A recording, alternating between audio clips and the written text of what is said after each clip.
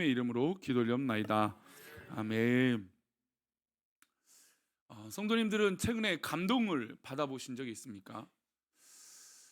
감동이라고 하는 단어는 참 이렇게 인위적인 건 아닌 것 같아요. 그러니까 억지로 감동을 만들어낸다고 해서 그것이 진짜 감동이 있을까? 물론 그것이 억지다, 또 인간적으로 만들어낸 것이다, 뭐 보통 쥐어 짠다라고 하죠. 쥐어 짠 거다, 뭐 이래서 감동스럽지 않을 수도 있습니다. 왜냐하면 억지로 만든 것이기 때문이에요. 그러나 감동적이다라는 것은 그 사람이 정말 진실하구나, 정직하구나, 저 사람이 정말로 나에게 최선을 다하구나라고 했을 때 정말 이 감동이 되죠. 저는 어제 이제 교회 김장을 하면서 역시나 우리 교회는 늘 저력이 있다라는 생각을 깨닫게 됩니다. 교회가 헌신하고 또 오지 못하더라도 격려하고 또 사랑하는 손길, 또 오셔서 함께 봉사하고, 우리 아까 마지막에 아기들 사진도 있지만 아기들이 엄마 봉사하러 가는데 꼭 교회를 같이 오겠다고 와서 사진 찍다니까 또 해맑게 엄마는 이렇게 공생하고 있는데 그냥 해맑게 사진을 이렇게 찍으면서, 근데 그런 모습들을 하나하나 다 지켜보는데 참 감동적이에요. 왜 그러냐? 성도들이 열심을 낸다라고 하는 것이에요. 참 그래서 감동적이에요. 그래서 김장하는 모습 통해서 우리 교회의 힘이 조금 더 한 단계 성장하고 있구나라고 해서 감사하고 감격스럽습니다. 근데 요즘 우리 사회를 보면 감격스러운가요? 아니면 메마른 사회가 되고 있는 것 같습니까? 사실 아마 대부분 동의하실 거예요. 우리 사회가 너무나 정이 없고 감동적이지 않고 정말 메마른 사회가 되고 있지 않는가라는 생각을 해보게 됩니다. 최근에 TV를 보다가 감동을 받은 적이 있어요. 그러니까 금요기도에 마치고 나면 이렇게 잠깐 이제 좀 지친 마음에 이제 TV를 보고 이렇게 하게 되는데, TV를 보는데 이 프로에서 아주 유명한 여자 솔로 가수 4명이 나오더라고요. 물론 저도 뭐 그 4명 가수를 다 좋아하지는 않지만 그래도 우리나라에 이 노래라고 하면 내놓는 이 여가수였어요. 바로 이 여가수의 이 4명이 아마 우리 성도님도 아마 아실 겁니다. 인순이, 신효범, 이은미, 박미경이라고 하는 옛 가수예요. 근데 뭐 예전에 뭐 이 보컬, 즉 이 목소리로 참 대단한 이 영향을 가졌던 사람이고 정말 빅 히트를 쳤던 가수들이죠. 근데 지금은 사실 젊은 사람들에게 잘 알려지지 않았어요. 근데 이분들이 이제 한 기획 의도에 따라서 4명이 늘 솔로 가수였잖아요. 그러니까 팀이 돼서 요즘 그 아이돌이라고 하는 이 젊은 이 남자 여자 뭐 있던 그룹들을 쫓아서 한번 해보자, 한번 우리도 도전해보자, 아니다 도전이 아니라 진짜 실력으로 한번 해보자, 이거를 보여주더라고요. 그래서 이 젊은 사람들의 노래를 따라서 하는데 사실 저는 굉장히 의심이 됐어요. 왜냐하면 그러니까 쉽게 말해서 50대, 60대, 70대 우리 여 권사님들이 20대, 10대의 노래를 부른다? 아마 우리 교회 찬양도 조금만 젊은 찬양 잘 모른다면 아이고 목사님 잘 모르는 찬양 좀 그만하세요, 뭐 그렇게 말씀하신 분도 있어요, 실제로. 그러니까 젊은 찬양을 한다, 소위 말하는 젊은 찬양을 할게요. 그 찬양이 젊고 그게 어디 있겠습니다만은, 그러니까 소위 우리가 구분할 때 그렇게 한번 얘기를 해보겠습니다. 근데 그런 찬양을 한다면 우리도 사실 버거워요. 근데 만약에 율동까지 한다? 우리 지난주 암송대회 하자니까 이게 정말 여러 가지 과관들이 있었어요. 다양한 모습도 있고, 뭐 MVP도 있었고, 그냥 이 팀을 역전시킨 선수도 있고, 뭐 다양한, 그리고 우승시킨 이게 참 우리가 평소에는 기울이지 않았던 다, 너, 뭐, 는, 아니 사랑, 축복 다 좋은 단어인데 이게 좀 바뀌면 어때요, 그죠? 근데 우린 다 은혜로 부르는 건데, 근데 또 이게 이 대회다 보니 명확하게 부른다. 근데 만약에 아마 우리 권사님들도 팀을 짜면서 암송을 할 때도 아이고 젊은 사람들은 요 오른쪽 곡 30곡 중에 이 젊은 곡들에 해당되는 요곡 외워, 우리는 찬송가 외울게, 그러면서 찬송가도 왜 틀려요 우리 권사님들? 찬송가 왜 틀려요? 근데 우리가 익숙한 거 하는 걸 좋아한단 말이에요. 사람은 늘 익숙한 거예요. 근데 제가 왜 감동을 받았냐면, 아니 이 대단한 솔로 대단한 가수들이요, 혼자 하는 가수들인데 팀을 이룬 것도 대단하고, 팀을 이룬 것뿐만 아니라 젊은 사람들이 노래를 불러보겠다라는 거예요. 근데 막 안쓰러워요. 뭘 잘하기도 하지만 안쓰러워. 왜 안쓰럽냐면 이게 뭔가 안 되거든요. 세월을 거스를 수는 없잖아요. 좀 뭔가 안쓰러운 모습도 있고 안타까운 모습도 있는데 그래도 매일같이 노래를 부르고 매일같이 춤을 추는 연습을, 그러니까 요즘 젊은 사람들의 춤이 얼마나 뭐 이 다양해요. 그 춤을 추겠다고 막 열심히 노력하는 모습이 그냥 감동이 되더라고요. 그러니까 뭐 TV니까 돈을 벌기 위해서 그래요. 다 뭐 그런 거 이해되는데 저는 그냥 하나 느끼는 건, 야, 열심히 하는구나. 최선을 다하는구나. 정말 저 마음이 진실하구나라는 것을 느껴서 감동이 돼요. 여러분, 감동은요 다른 것이 아니에요. 친구를 사귀어도요, 교인들과 관계에서도요, 감동이 되어질 때 내 마음이 싹 녹아져요. 아, 저렇게 열심히 하구나, 저렇게 수고하는구나, 저렇게 헌신하는구나, 아유 저렇게 찬양하는구나, 저렇게 기도 열심히 하는구나, 아 저렇게 예배를 최선에서 드리는구나, 저렇게 또 하나님 앞에 구별되이 드리는구나, 그런 모습에 도전이 되고 은혜가 있는 거죠. 그러니까 왜 그런 게 있습니까? 진실한 그 마음 때문이죠. 그래서 감동은 우리가 꾸며내서 하는 거라면 들통이 날 겁니다. 그러나 이 감동은 진실할 때, 정말 정직할 때, 최선을 다하는 모습이 있을 때 감동이 되어지죠. 그러니까 왜 감동이 중요하냐면, 여러분, 감동이 되어지면요, 상대방이 움직여져요. 그러니까 우리 아이들에게 공부하지만 아이들 스스로 감동이 되어져서 공부를 해야지. 그러니까 저도요, 어렸을 때 한때 공부한 적이 있어요. 한때 공부한 적이 있는데 늘 교회에서 살지만 교회에서 사는 것보다 공부를 좀 해봐야겠다라고 도전받을 때가 있어요. 그게 언제냐면 수련회 갔다 와서 너무 은혜를 받았는데 공부를 해야 그래도 목사를 할 수 있구나. 공부를 어느 정도는 좀 해놔야 이 무식한 소리는 안 하겠구나. 목사가 됐는데 그러면 안 되겠구나. 그러니까 어렸을 때도 저는 책은 많이 읽었기 때문에, 책은 뭐 늘 뭐 자기 전에도 늘 뭐 읽었던 스타일, 뭐 성향이어서, 지금이야 뭐 휴대폰을 끼고 살지만 예전에는 늘 책을 보고 뭐 그랬어요. 그러니까 책을 읽는 건 괜찮아서 한번 이렇게 한번 해보자. 그 한때 은혜를 받고 스스로 하니까 공부를 스스로 하게 되더라고요. 그러니까 감동이 일어나면 사람이 바뀌어요. 감동이 있으면 교회가 부흥하게 돼요. 저는 우리 교회가 한 단계 한 단계, 어제 뭐 김장도 있지만 그렇게 조금씩 우리 성도들의 의심과 걱정과 염려들이 하나씩 없어지면서 더 감동스러운 진짜 그런 사랑하는 공동체가 되기를 소망합니다. 우리 교회가 바로 그렇게 한 단계 성장해야 돼요. 내 뜻대로 돼야 돼, 뭐 이렇게 되어서 교회가 하나 되기는 어렵죠. 감동이 일어나는 건 상대방의 입장에서 헤아릴 수 있을 때 감동이 되어지는 거예요. 그리고 그 진실한 마음을 느꼈을 때. 그래서 가까운 친구들을 보세요. 평소에는 티격태격 뭐 이렇게 막 좋은 말, 뭐 험한 말 하더라도 이렇게 하더라도 진짜 진실한 그 순간에 정직해지면 감동이 있어요. 저래서 그 친구가 그랬구나. 그러면서 이해하게 되고 또 내가 모든 걸 뭐라도 주고 싶은 마음이 드는 거죠. 여러분, 이게 바로 감동스러운 일들이 일어났을 때 변화되는 거예요. 감동이 되면 응원하게 되고, 감동이 되면 마음을 같이 하게 되고, 감동이 되면 헌신하게 되고, 감동이 일어나면 내 것을 주어도 아깝지 않은 것이 되는 것이죠. 우리가 함께하는 가족, 친구, 가까운 지인들, 여러분 어떻게 가까워졌습니까? 저 사람이 정말 나에 대해서는 진짜구나. 그래서 사기꾼들은 어떻게든 이것을 속여서 가짜로 만들기 위해서 하는 거죠. 뭐 몇 주 전에 정말 세간을 떠들썩하게 했던 이 사기꾼의 구속이 됐죠. 사기꾼, 이 유명한 스포츠 선수와 뭐 결혼을 약속하고 했던, 보면 뭐 하나부터 열까지 다 사기를 치기 위해서 거짓으로 뭐 경호원도 고용을 하고 뭐 기자도 사칭해서 고용을 하고 이렇게 어떻게든 믿게끔 하려고 하는 것이죠. 하지만 그 거짓은 반드시 들통이 날 거예요. 여러분, 들통나는 시간이 얼마나 걸릴까요? 한 1년, 2년, 5년, 10년? 분명히 그 시간은 뭐 조금은 믿을 수 있지만 결국 거짓들은 들통이 나게 되어 있다는 것이죠. 지금 요셉이요, 애굽의 총리가 된 게 벌써 만으로 9년이 지난 10년째 시간이 되어졌습니다. 10년이라고 하는 시간이 되면 총리로서 애굽의 2인자니까 수많은 정치적인 공격들이 있었을 겁니다. 그리고 의심들이 있었겠죠.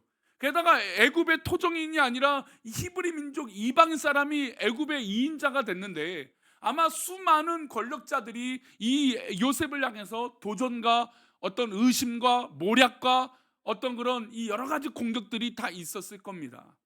그런데 10년이라고 하는 시간이 흘렀어요. 자, 그러면 이 10년이라고 하는 시간 동안 요셉이 그들에게 보여줄 수 있는 것은 과연 뭘까요? 어떤 영향력일까요? 오늘 본문에 보면 이렇게 이 바로 왕이 요셉의 형제들이 왔고 눈물을 흘리고 회유를 하고 맞이했다는 소식을 듣고 나서 이렇게 표현을 합니다. 우리 18절 말씀인데요. 함께 읽겠습니다. 너희 아버지와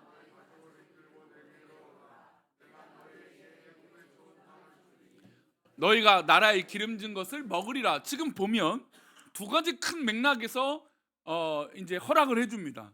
그러니까 선물을 주는 거죠. 첫 번째, 가족을 데리고 와라. 모든 가족. 형제들이 있으니까 형제들의 아내와 그 자식들과 또 아버지를 비롯해서 모든 가족들을 다 데리고 와라. 첫 번째. 두 번째, 뭘 준다고 약속합니까? 좋은 땅을 준다라는 겁니다.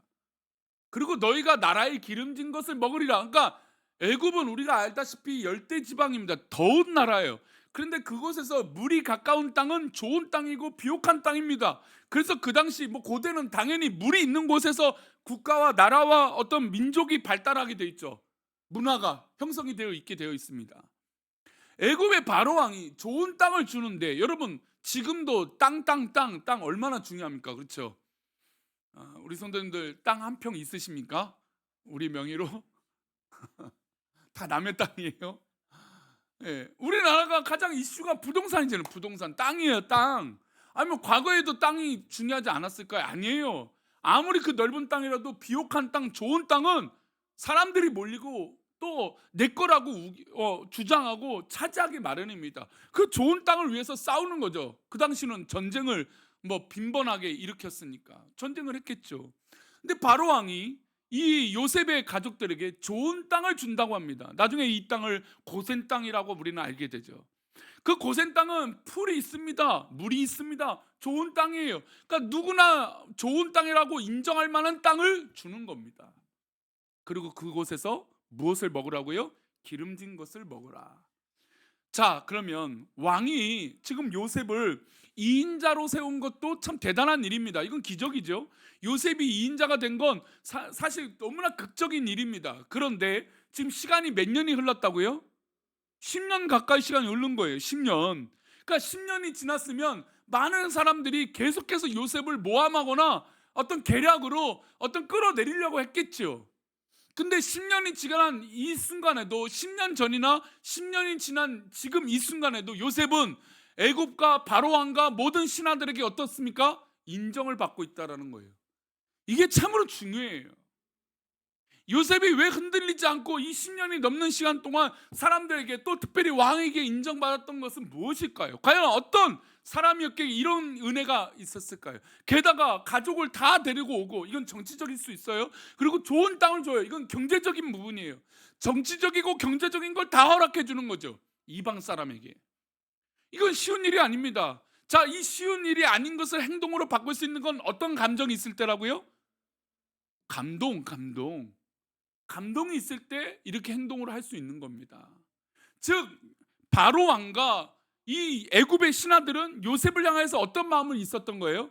감동스러운 마음이 있었던 거죠. 아, 저 사람을 좀 지켜봤더니 1년이 지나나 10년이 지나나 이 사람은 정직하구나. 여러분, 거짓은 반드시 어떻게 된다고요? 들통난다니까요. 악한 것은 결국에 들통난다니까요. 거짓은 분명히, 사기는 분명히 들통나게 되어 있어요. 왜요? 그들의 목적이 있으니까. 그러나 요셉은 그의 삶의 자그마한 목적도 없이 늘 하나님 앞에 정직하게 그 일들을 이뤄냈던 것이죠. 그가 요셉이 종이 되었을 때, 또 감옥에 갇혀 있었던 죄인의 억울한 이 신분에 있을 때도 늘 정직하게 정도를 걸어가며 감동을 주며 살았던 사람이기 때문에 가능하다는 겁니다. 그리고 애굽의 총리가 되어서도 이 요셉은 인간적인 마음이 아니라 하나님 말씀의 기준으로 이 애굽에서 총리로서 그 역할을 감당했다는 것이죠. 만약에 요셉이 그런 정직한 행태가 없었더라면 지금 애굽은 어떤 일이 벌어졌을까요? 아마 애굽도 이 흉년에 너무너무 어려움이 있었을 겁니다. 그러나 7년의 풍년 동안 이 곡식들을 잘 모아놓고 재물들을 잘 모아놔서 지금 오히려 사람들에게 나누어줘도 걱정이 없을 만큼 대단한 영향력을 애굽이 갖게 된 것이죠. 그 일들을 10년이 지나도 요셉은 정직하게 감당했던 겁니다. 만약에 요셉이 의심스럽고 요셉이 뭐 어떤 그런 인격이나 또 영향력이 뭔가 의심이 될 만한 것들이 나타났다면 지금 바로 왕도 마찬가지지만 모든 신하들은 어떻게 했을까요? 안 됩니다. 아니 왜 좋은 땅을 줍니까? 우리가 살고 있는 땅도 어려운데 그리고 어떻게 기름진 것을 줍니까? 왜 가족들 데려오라 합니까? 거기 있지. 아마 수많은 첨언들을 더해서 말했을 겁니다. 그런데 요셉의 영향력은 이 모든 사람들이 이렇게도 수긍할 만큼의 영향력이 있었던 것이죠. 그러고 나서 바로 왕이 이 명령을 계속해서 이야기합니다. 우리 19절 말씀인데요. 보겠습니다. 19절입니다. 19절 말씀 시작. 이제 명령을 받았으니 이렇게 하라. 너희는 애굽 땅에서 수레를 가져다가 너희 자녀와 아내를 태우고 너희 아버지를 모셔라. 자, 이제 명령을 내렸으니까 자, 이렇게 행동해라. 구체적인 방법까지 바로 왕이 얘기합니다. 애굽 땅에서 수레를 가져다가 너희 자녀와 아내를 태우고, 그러니까 그냥 걸어올 수도 있고 뭐 할 수도 있는데 수레를 보내서 마치 지금처럼 자가용을 보내서 자가용에 타고 와라, 모시고 와라 이겁니다. 그러니까 그것을 지금 왕이 직접 구체적인 방법까지 제시해 주는 거예요. 그만큼 요셉은 왕이나 모든 신하들에게 이렇게 해도 부담감이 없을 정도로 인정을 받고 있었던 것이죠. 이 명령은 이제 진짜 장난이 아니라 진짜로 그렇게 하겠다는 확고한 바로 왕의 의지가 보여집니다. 그리고 또 한 번 이렇게 20절에 얘기를 합니다. 우리 20절 말씀입니다. 또 너희의 기구를 아끼지 말라. 온 애굽 땅이 좋은 것이 너희 것임이라. 보세요. 아끼지 않는 마음은 어디서 나와요? 여러분, 우리가 친구를 뭐 가까운 친구들 정말 감동스러운 내 친구가 있다면 그 친구에게 아낍니까? 우리 한국 사회가 예전에 한 30년 전만 해도 뭐 때문에 이슈가 많았어요? 보증. 그 보증, 빚보증, 연대보증. 지금 이제 그것들이 없어져서 얼마나 다행인데, 그래도 뭐 어떻게든 뭐 그런 것들이 조금 남아 있긴 한데, 그래도 이 보증, 왜 보증들이 많았어요? 친구거든요. 내 친구. 그거를 얻지 못하는 것이 없었어요. 어찌할 수 없었던 거죠. 다 도울 수 있는 거예요. 왜요? 친구니까. 우리 가족도 소중하지만 우리 친구니까 그렇게 할 수 있는 거예요. 아끼지 않는 거예요. 아니, 우리 집은 먹을 것도 좀 부족한데 그 당시에, 근데 친구라면 그냥 뭘 다 해주려고 하는 아버지, 어머니, 그런 모습들을 봤어요. 아끼지 않는 거. 왜요? 그 모든 이 관계 가운데 진실함과 감동이 있기 때문이에요. 그 감동은 어쨌든 슬픈 감동이든 뭐 기쁨의 감동이든 동일한 거예요. 그 친구가 어려워, 그래 어려워, 그 감동이 일어나는 거죠. 기뻐요, 기뻐서 박수 쳐주는 감동이 일어나는 거죠. 지금 바로 왕은 신하들에게 아끼지 말아라 이것을 얘기하고 있습니다. 그러니까 바로 왕은 이미 요셉의 10년을 돌아보며 이 사람은 이렇게 해줘도 선을 넘지 않는 사람이라는 걸 아는 거예요. 이렇게 해줘도 최선을 다할 사람이라는 걸 아는 것이죠. 왜요? 요셉은 인간적인 마음으로 열심을 낸 것이 아니라 하나님 말씀으로 감동스러운 행동들을 했기 때문이죠. 그래서 애굽 땅에 좋은 것이 너희 거다라고 하는 보증을 합니다. 그러니까 이렇게 해도 요셉은 욕심을 부릴 사람이 아니라는 걸 안다라는 거죠. 이렇게 다 줘도 우리 아기들 보면 사탕 있습니다. 5개가 있어요. 자, 부모님이 말합니다. 이거 하나만 먹어? 하면 됩니다. 그러면 아이들이 욕심 부리지 않으면 하나만 먹으면 되는데, 그 뒤돌아서 뭘 얘기합니까? 요것도 더 주면 안 되냐고. 근데 만약에 그런 개수가 없이 자 요거 먹어 그러면 5개 어떻게 돼요? 다 가져가죠. 우리 인간의 심리는 다 그래요. 사실 하나를 받고 2개를 받으면 10개를 받고 싶고 100개를 받고 싶은 게 우리 인간의 마음입니다. 가지고 소유하고 수용할 수 있으면 다 수용하려고 하죠. 근데 요셉에겐 이렇게 모든 좋은 것이 너희 것이다 다 해줘도 괜찮았다라는 겁니다. 왜요? 10년 동안 지켜봤는데 이 친구에게 좋은 거 줘도 아깝지 않다. 그리고 더 욕심 부리지 않을 사람이다라는 것을 알았기 때문이죠. 요셉은 아끼지 말라고 말해도 괜찮은 사람이었고 요셉은 감동을 주는 사람이었다라는 것입니다. 그래서 우리는 우리의 삶을 선한 영향력이 이렇게 흘러가야 돼요. 우리가 한국교회가 신임을 많이 잃었어요. 목회자가 많이 신임을 잃었고 성도가, 장로가, 권사가, 집사가, 성도가 신뢰를 잃은 거예요. 그건 우리 교회 책임이에요. 이건 하나님 탓이 아니에요. 하나님 문제가 아닙니다. 우리가 잘못 믿었겠고 잘못 행동했기 때문이죠. 그래서 저는 우리 교회가 올 한 해 이 길을 걸어가라, 그 길을 걸어가라, 하나님 기뻐하시는 그 길을 걸어가라라고 하며 기도했던 것이에요. 성도님들, 2023년 벌써 11월 마지막 주일을 우리 장로님 기도한 것처럼 보내고 있습니다. 이제 다음 달이면 사실 우리 회기년도로 따지면 끝이 났습니다. 2023년은 우리 이제 재정이나 모든 것이 끝이 나고 이제 내년 예산을 해서 집중하게 됩니다. 어떻습니까, 성도님들? 돌아보시니까 그 길을 걸어가신 것 같아요? 어떻습니까? 그래요. 사실 그 길을 걸어간다는 건 쉽지 않습니다. 근데 우리의 길은, 여러분, 우리의 길은 나의 길이 아니라 하나님의 길인 것을 믿으시기 바랍니다. 하나님의 그 길을 걸어갈 때 이렇게 요셉처럼 인정받고 모든 걸 다 줘도 감동스러운 사람이 되는 거예요. 우리 교회에 그런 소문이 나기를 원합니다. 우리 성도님들이 있는 그곳에 이런 소문이 나기를 원합니다. 아, 교회 갔더니 정말 막 지쳐갖고 아우 힘들어, 아우 교회 갔더니 짜증나, 이게 아니라 교회 갔더니 은혜 받고, 교회 갔더니 사랑받고, 교회 갔더니 은혜가 있고, 교회 갔더니 감동이 있고, 그리고 그 감동을 전할 수 있는 은혜가 우리 모든 성도들이 되기를 축원합니다. 그래야 교회가 교회다워지는 거예요. 이 부족한 목사도 그렇게 열심을 다해 보겠습니다. 우리 성도들도 함께 이 감동스러운 사람이 되도록 해봅시다. 내 것은 조금 부족해도 감동스러운 일이 있을 때 나누고 섬기고 사랑할 수 있는 것처럼 이해하고 품어주는 그런 사랑의 은혜가 흘러가기를 축원합니다. 그래서 우리는 우리의 삶을 선한 영향력을 나타내고 좋은 향기가 나도록 노력해야 됩니다. 감동을 줄 수 있는 그런 성도가 되어져야 되는 것이죠. 고린도후서에서 믿음의 성도들에게 이렇게 말합니다. 우리 고린도후서 2장 14절 말씀, 14절 말씀 함께 읽겠습니다. 항상 우리를 그리스도 안에서 이기게 하시고 우리로 말미암아 각처에서 그리스도를 아는 냄새를 나타내시는 하나님께 감사하노. 항상 우리를 그리스도 안에서 이기게 하시고, 누구 안에서요? 그리스도 안에서. 여러분, 이 얘기는 뭐냐면 우리가 감동스러운 정직하게 행하면 세상의 악한 사람은 어떻게 합니까? 우리를 이용해요. 제가 누누이 말하지만 제가 목사라고 말하면 목사님이니까 돈 뭐 좀 사래요. 아우 진짜 목사님, 우리 교회 말고요, 교인들 말고요, 세상에서 바깥에서, 아니 목사님이라면 기도해 주세요가 아니라 뭐 사달래요. 아니 우리 한국교회 목사님들의 이미지가 왜 그럴까? 목사. 그런데 세상 사람들은요, 믿음의 사람들이니까 우리에게 요구해요. 아니 자기네들도 똑같이 잘못해놓고, 아니 믿음의 사람들은 그렇게 하면 안 된다고 그래요. 우리 권사님도 아마 동네에서 싸움 났을 때 꼭 보면 믿는 사람이 왜 그래요? 꼭 믿는 사람이. 아우 정말 왜 믿는 사람이 왜 그래? 제가 예전에 한번 그 다세대 주택에 사는데 그 한 분이 이제 수도요금, 공공요금을 걸어서 나눌 거 아니에요. 근데 젊은 사람들 보니까 이게 합리적이지 않은 거예요. 은행에 입금하는 것도 아니고 보니까 숫자가 자기네 집은 3명인데 1명으로 거짓말을 하는 거예요.